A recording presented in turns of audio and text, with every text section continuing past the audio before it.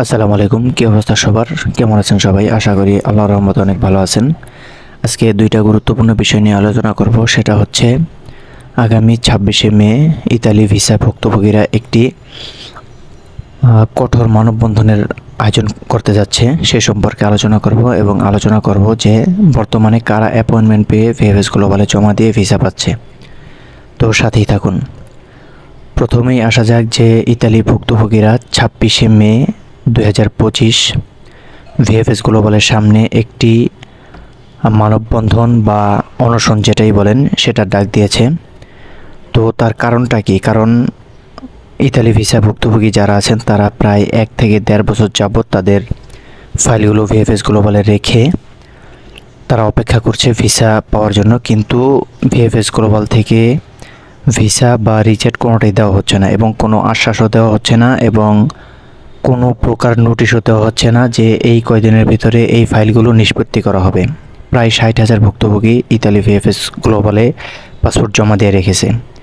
তারা আসলে মানবতার জীবনযাপন করছে, কারণ এখানে 60,000 ভুক্তভোগী না, এখানে আছে 60,000 পরিবার। 60,000 পরিবার এই বোঝা নিয়ে, এই টেনশন নিয়ে আসলে বেঁচে আছে। আপনারা আরও আগেও শুনেছেন যে ইতালি ভিসা ভুক্তভোগী যারা আছেন তারা বিগত দিনেও কিছু মানববন্ধন অন্বেষণ করেছিল, তাতে কোনো ফলপ্রসূ বেশি আসে নাই। তখন তারা মানববন্ধন করার পরে তাদেরকে একটা সাধারণ বুঝ দিয়ে বা সাধারণ আপডেট দিয়ে তাদেরকে ঘরে ফিরিয়ে নেওয়া হয়েছে যে আপনাদের এই সমস্যাটি আগামী কয়েকদিনের ভিতরে বা কয়েক মাসের ভিতরে সমাধান হয়ে যাবে। কিন্তু আসলে সেটা আমাদের মাত্র একটা সান্ত্বনামূলক কথা, সেখানে কোনো নিষ্পত্তিও হয়নি, কিছুই হয়নি। তাদের কথায় কোনো আসলে মূল্য নেই। এর আগেও 2-3 বার মানববন্ধন কর্মসূচি হয়েছে। তো ইতালি ভুক্তভোগীরা আগামী 26শে মে যেই আন্দোলনের ডাক দিয়েছে সেটা আসলে খুবই কড়াকড়িভাবে আন্দোলনের ডাক দিয়েছে, কারণ এখান থেকে আসলে কোনো সাধারণ আপডেট পেয়ে উপরে ওঠা যাবে না। তারা তাদের ন্যায্য দাবি এবং এটা কিভাবে সমাধান হবে সেই সমাধান নিয়েই তারা ঘরে ফিরবে।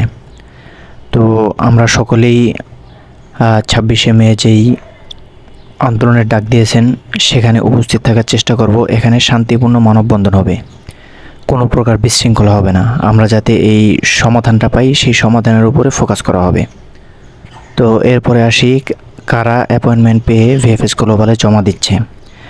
বর্তমানে 2025-এর লোকই সবচাইতে ভিএফএস গ্লোবালে অ্যাপয়েন্টমেন্ট পেয়ে জমা দিচ্ছে। 2023-24-এর খুবই নগণ্য 2-4-5 জন এরকম করে ডাকছে, কিন্তু 2025 সালেরই সবচাইতে বেশি ডাকছে ভিএফএস গ্লোবালে অ্যাপয়েন্টমেন্ট দিয়ে তাদেরকে 15 থেকে 20 দিনের ভিতরে ভিসা দিয়ে দিচ্ছে। তো এখানে প্রশ্ন হচ্ছে যে 2025 সালে তারা জমা দিয়ে ভিসা পাচ্ছে, কিন্তু আমরা 2023-24 সালে যারা জমা দিয়ে 1 থেকে 2 বছর অপেক্ষা করেছি তারা কি অন্যায় করেছি?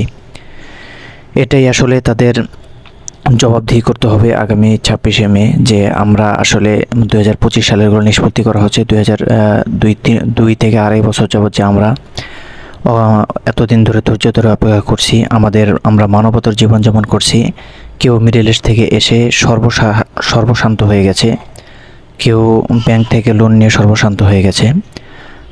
তো এইটার জবাবদিহি করতে হবে এবং পুরনো ফাইলগুলো নিষ্পত্তি করতে হবে। এই লক্ষ্যেই আসলে 26শে মে যে আন্দোলন ডাক দেওয়া হয়েছে এটাই তার মেন উদ্দেশ্য। তো সবাই ভালো থাকবেন। আল্লাহ।